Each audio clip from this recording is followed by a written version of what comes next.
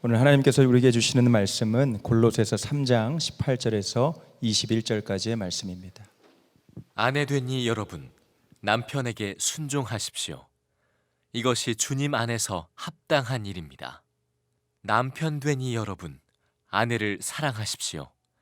아내를 모질게 대하지 마십시오.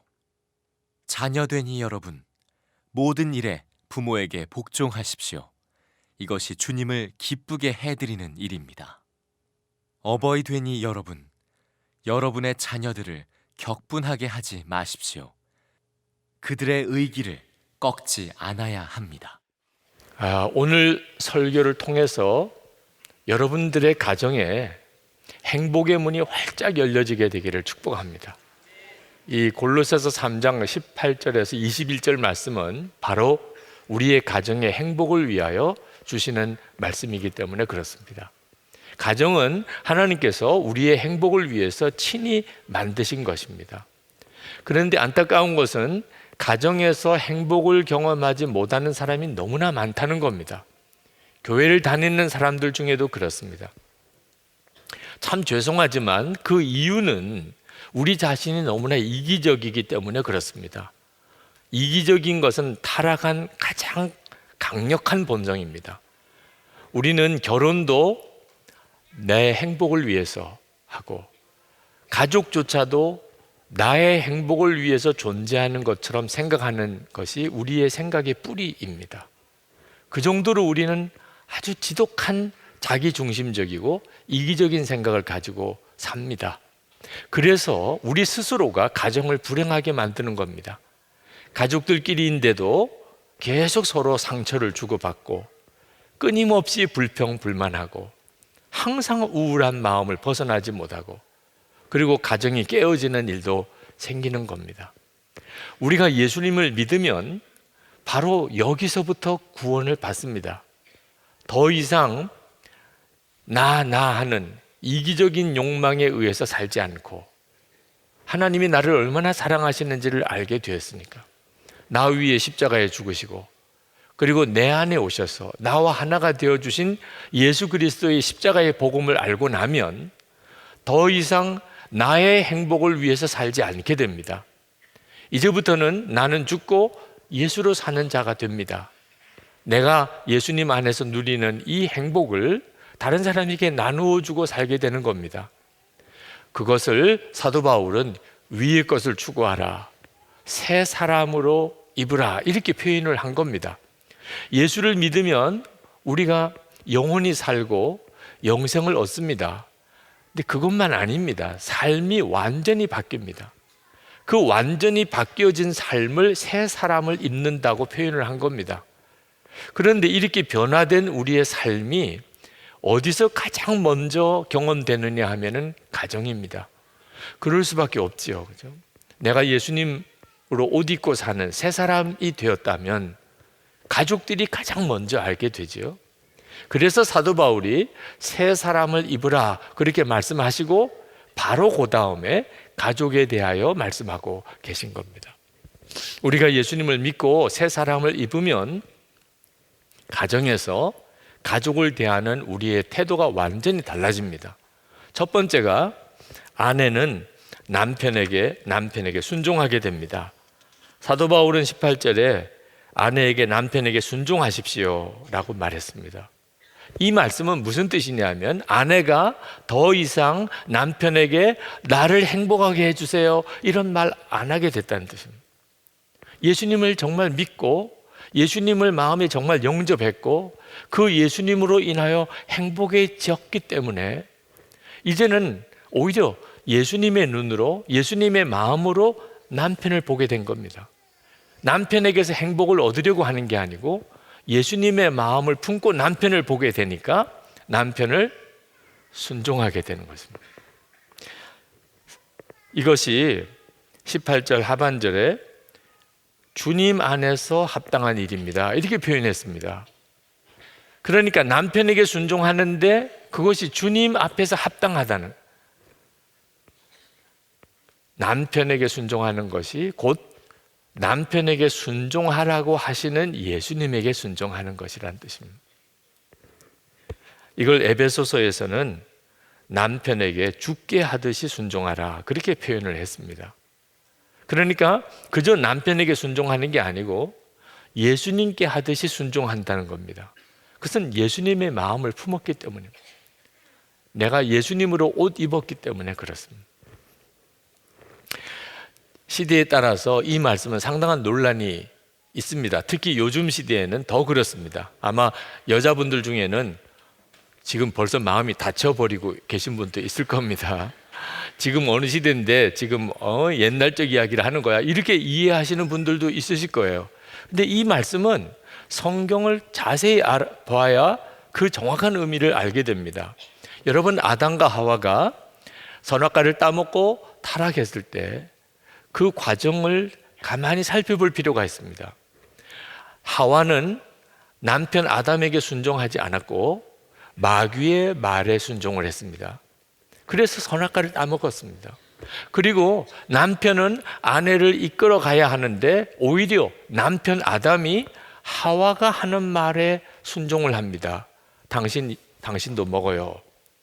나도 먹었는데 당신도 먹으라고 할 때 아담이 하와의 말을 듣고 선악과를 따먹은 겁니다. 그래서 에덴 동산에 쫓겨나게 되고 우리는 타락한 존재가 된 겁니다. 이것이 처음 인류가 타락할 때 일어난 일입니다. 그 사실을 정확하게 알아야 오늘 아내에게, 남편에게 순종하라, 이것이 죽게 합당한 것이라고 하는 말씀이 무슨 의미인지를 알게 되는 겁니다. 우리가 예수를 믿게 되면 타락에서부터 다시 회복이 됩니다. 그 회복되어지는 모습이 아내가 남편에게 순종하는 겁니다. 남편은 아내의 순종을 통하여 하나님이 나를 얼마나 존귀하게 여기는지를 알게 됩니다. 그래서 그것이 남편에게 기쁨이 되는 거죠. 아내가 남편에게 순종하는 것이 죽게 순종하는 것이 되어야 순종이라고 그랬습니다. 어느 목사님이 이런 고민을 이야기하시더라고요. 아내 되는 사모님께서 말씀을 많이 한대요.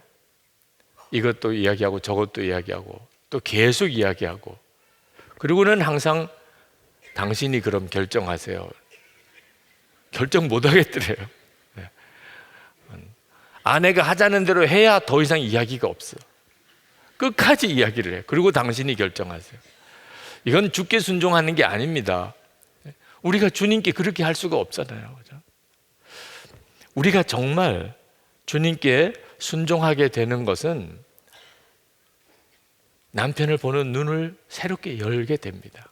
예수님으로 살게 되면서부터 남편을 주님의 눈으로 보게 됩니다. 그래서 남편에게 순종하게 되는 겁니다. 그것은 남편을 말할 수 없이 기쁘게 만듭니다.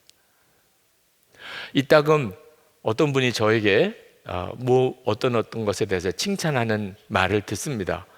칭찬을 듣는 게 나쁠 건 없지만 제 마음에 그렇게 크게 기쁘지 않습니다. 왜냐하면 내 실상을 알고 나면 아마 달라질지 몰라, 그렇게 생각하니까. 진짜 나를 모르니까 저렇게 말씀하시지. 그런데 어느 날 아내가 저를 칭찬하면 이건 완전히 차원이 다른 문제입니다. 아내는 제 모든 걸 알고 있습니다. 제 허물도 또 제 부족함도 다 알고, 내가 모르는 것까지 다 알고 있습니다. 그런 아내가 저를 칭찬했다. 황홀한 일입니다. 황홀. 네. 그때 그 느낌을 뭐라고 표현을 해야 할까? 주께서 저를 귀하게 여기는 것을 아내를 통해서 경험하는 것입니다. 둘째로는 남편이 아내를 사랑하게 됩니다. 사도 바울은 남편에게 아내를 사랑하십시오, 19절에 그렇게 말했습니다.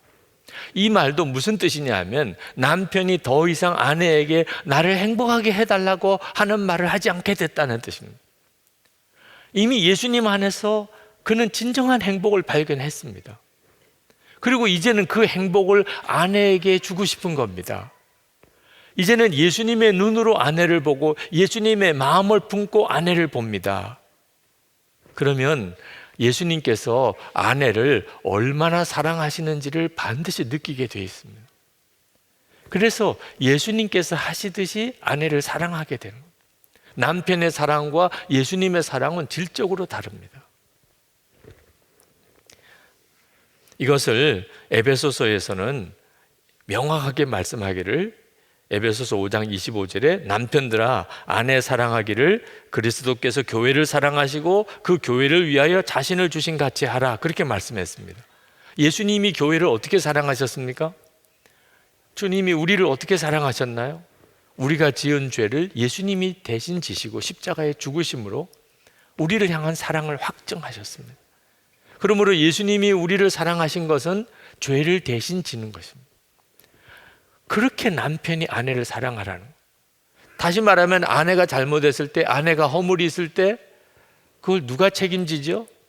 남편이 책임지는 거예요. 이것을 성경이 말하는 남편의 사랑입니다. 여러분, 이 말씀도 아담과 하와가 타락했을 때 그때로 돌아가야 정확한 의미를 이해할 수 있습니다. 아담과 하와가 선악과를 따먹고 그리고 하나님 뵙기가 두려워서 숨었습니다. 하나님이 아담을 불러냈습니다. 그리고 아담에게 물었습니다. 너 도대체 무슨 일을 저질렀느냐? 그때 아담이 뭐라고 대답했습니까? 당신이 나에게 준 그 여자가 시켜서 먹었습니다. 이게 정말 무서운 말을 하고 있는 겁니다.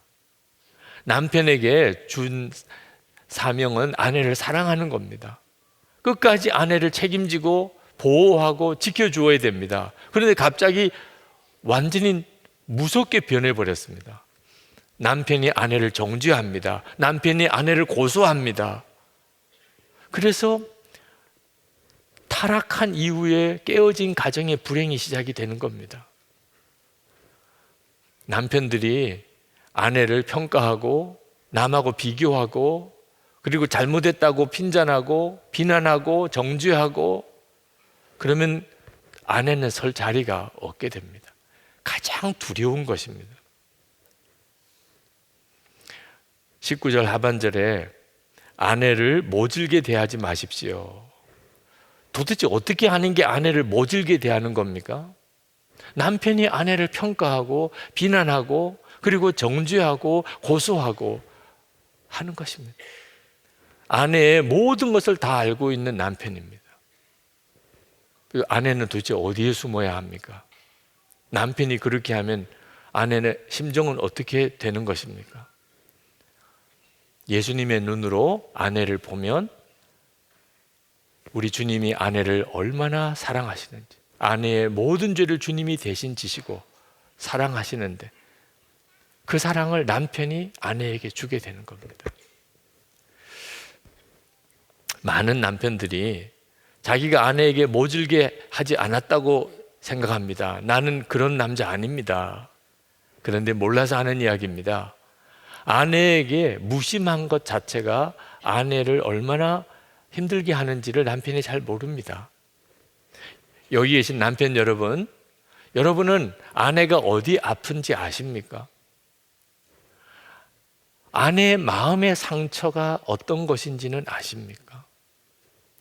여러분은 아내가 언제부터 기쁨을 잃어버렸는지 아십니까? 여러분은 정말 아내가 정말 하고 싶은 말이 뭔지는 아십니까? 분명하게 대답을 바로 할 수 없다면 아내를 모질게 대하고 있었던 겁니다. 결혼해서 부부가 되었는데 전혀 아내에게 관심이 없이 살았던 겁니다. 이것보다도 아내에게 고통스러운 건 없습니다. 남편이 아내를 정말 귀하게 여겨야 남편의 기도가 하늘에 상달이 됩니다. 베드로전서 3장 7절에 남편들아 이와 같이 지식을 따라 너희 아내와 동거하고 그를 더 연약한 그릇이요 또 생명의 은혜를 함께 이어받을 자로 알아 귀히 여기라. 이는 너희 기도가 막히지 아니하게 하려 함이라. 남편 여러분, 기도할 제목이 얼마나 많습니까? 하나님이 이루어 주셔야 될 일들이 얼마나 많은가요? 그러면 아내에게 잘해야 합니다. 아내의 마음에 상처가 없어야 합니다. 세 번째는 자녀는 부모에게 복종하게 됩니다. 20절 말씀에 자녀되니 여러분 모든 일에 부모에게 복종하십시오 라고 말했습니다. 새 사람을 입고 나면 달라지는 것 중에 뚜렷하게 달라지는 것이 부모님에 대한 태도가 달라집니다. 왜? 예수님의 눈으로 부모를 보게 되기 때문에 그렇습니다. 그래서 이것이 주님을 기쁘게 해드리는 일입니다. 그렇게 말한 겁니다. 부모님에게 효도했는데 주님을 기쁘게 해드리는 것이라는. 그러니까 성경은 우리가 부모님을 향한 태도가 그대로 하나님을 향한 태도라고 받으신다는 겁니다. 여기에 많은 사람들의 마음에 두려움이 있습니다. 왜냐하면 부모님에 대하여 마음에 상처가 있거든. 어려서부터 자라나는 동안에 부모님이 혈기를 부린 일, 돈하며 서로 싸운 일, 어릴 때 내 마음을 충분히 이해해 주지 못한 것, 차별한 것, 부모로부터 받은 마음의 상처가 마음에 남아있기 때문에 부모님에 대한 정서가 복잡합니다. 그래서 부모님에게 모든 일에 복종하기가 어렵습니다. 여러분, 그래서 내 행복을 위해서 부모님을 보지 말고 이제는 예수님으로 부모님을 보아야 한다는 것입니다. 부모가 유난히 나쁜 사람이었기 때문에 그렇게 한 게 아닙니다. 부모님도 사람이었다는 뜻입니다. 사람이기 때문에 허물이 있을 수밖에 없는 겁니다. 자, 입장이 바뀌어서 자녀된 여러분은 부모님에게 다 잘했습니까? 잘못한 것도 있겠지요. 그러면 그게 뭔지 기억은 하십니까? 내가 부모님에게 잘못한 것은 하나도 기억이 안 납니다. 그냥 있었겠지. 근데 부모님이 나에게 잘못한 것은 그대로 기억합니다. 부모님이 나에게 은혜를 주신 것까지 다 기억하는 게 아닙니다. 상처 준 것만 기억합니다. 이것이 우리가 타락한 본성 때문에 가지고 있는 것입니다. 여러분, 예수님을 믿었다면 그러면 부모님과의 관계에 막힌 것을 해결해야 됩니다. 왜? 하나님의 복을 가로막고 있는 거예요. 하나님으로부터 오는 복의 문을 닫아버린 채 아무리 열심히 살면 뭐합니까? 우리가 부모님에게 복종하면 하나님이 복을 주십니다. 여러분, 이 비밀을 절대 놓치면 안 됩니다. 우리가 부모님으로부터 받은 상처 있다 할지라도 주님 안에서 얼마든지 해결받을 수 있습니다. 예수님은 내가 부모님으로 받은 상처를 능히 치료하실 수 있는 분이십니다. 십자가의 그 은혜로 이제는 우리가 부모님을 대해야 하는 겁니다. 부모님을 공경하지 못하면서 아무리 열심히 살아봐야 헛일입니다. 하나님은 아무 역사를 행하실 수 없는 겁니다. 네 번째로 부모는 자녀를 격분하게 하지 않게 됩니다. 21절에 여러분의 자녀를 격분하게 하지 마십시오. 여러분, 자녀들이 왜 부모에게 화를 내고 격분합니까? 부모가 이기적이니까, 부모가 자기만 생각하니까. 그러니까 자녀들이 격분하는 겁니다. 요즘은 아이를 갖는 것을 대단히 꺼리는 그런 풍조 속에 삽니다. 우리 사회 전체의 심각한 문제죠. 아마 오늘 이 예배에 참여한 여러분들 중에도 그런 생각을 가지는 분들이 있을 겁니다. 자녀는 나를 불편하게 한, 내 행복의 질을 떨어뜨린다. 자녀가 하나님의 축복이라고 생각하지 않는 겁니다. 그게 어디서부터 온 생각이죠? 철저한 자기중심, 내 행복만을 생각하는. 그러니까 자녀의 존재가 임신을 계획하지 않은 임신을 딱 하는 순간에 마치 무슨 저주가 내린 것 같은 생각. 그것 때문에 우울해하고 부부끼리 싸우고, 하나님이 자녀의 복을 주셨는데 그걸 그렇게 싫어하고 그것 때문에 싸우기까지 하는 일이 기가 막힌 거죠. 부모된 이들이 예수 그리스도 안에서 정말 변화되지 않으면 자녀들에게조차 이기적이게 됩니다. 아이가 부모의 기대에 미치지 못할 때, 공부를 잘하지 못했거나 뭔가 어디 가서 뭘 제대로 해내지 못했을 때, 그때 부모가 아무 생각 없이 한 말, 너 때문에 창피해서 못 살아. 자녀의 가슴 속에는 정말 대못을 박는 것입니다. 자녀는 부모의 행복을 위해서 존재하는 것밖에 아닙니다. 여러분, 여기서 정말 해결받아야 합니다. 자녀들은 부모의 모순된 행동과 이기적인 모습과 또 그런 모습들 때문에 화가 나는 겁니다. 우리들 보고는 싸우지 말라고 그래놓고 엄마 아빠는 왜 그렇게 싸우냐면, 우리 보고는 방에 가서 공부하라고 그러니까 엄마 아빠는 왜 드라마를 저렇게 보냐, 우리 보고는 거짓말 하지 말라고 그러면서 왜 엄마 아빠는 그렇게 거짓말을 하느냐만, 엄마 아빠는 그렇게 화를 잘 내면서 왜 내가 화를 내면 그렇게 야단치냐만. 그러니까 우리의 자녀들이 우리 마음 속으로 분이 쌓여가는 겁니다.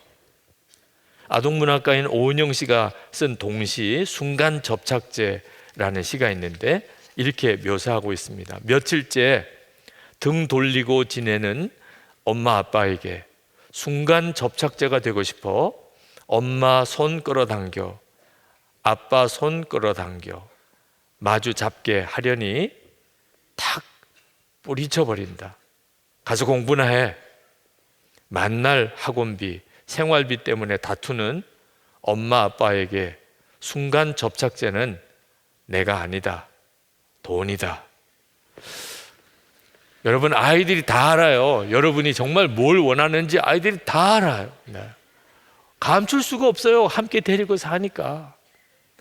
그 엄마 아빠의 이기적인 모습, 거듭나지 않은 모습, 말, 생각이 아이들의 마음에 분을 일으키는 거예요. 근데 그 아이가 그것을 드러내면 야단 맞습니다. 네. 아주 무시당합니다. 그러면 어떻게 하지요? 마귀가 아이의 마음속에 들어와서 친구가 됩니다. 감정은 상했고 화는 나는데 표현을 못합니다. 어떻게 하지요? 마귀가 그걸 놓칠 리가 없습니다.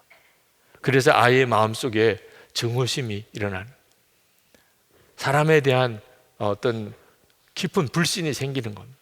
죽고 싶고 죽이고 싶은 마음이 불같이 일어납니다. 마귀가 계속 부추기는 것입니다. 더 이상 옳게 살고 싶지 않습니다. 엄마 아빠가 그런데.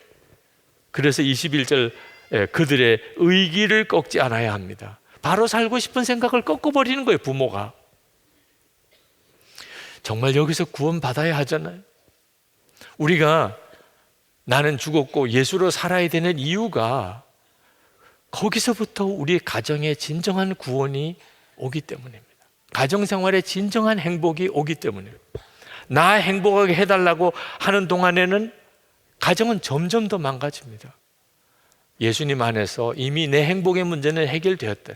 나는 죽었고 예수님이 내 생명이 되셨다.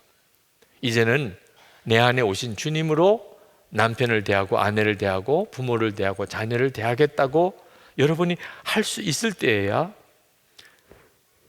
비로소 가정 안에 우리 주님의 역사가 일어나게 됩니다.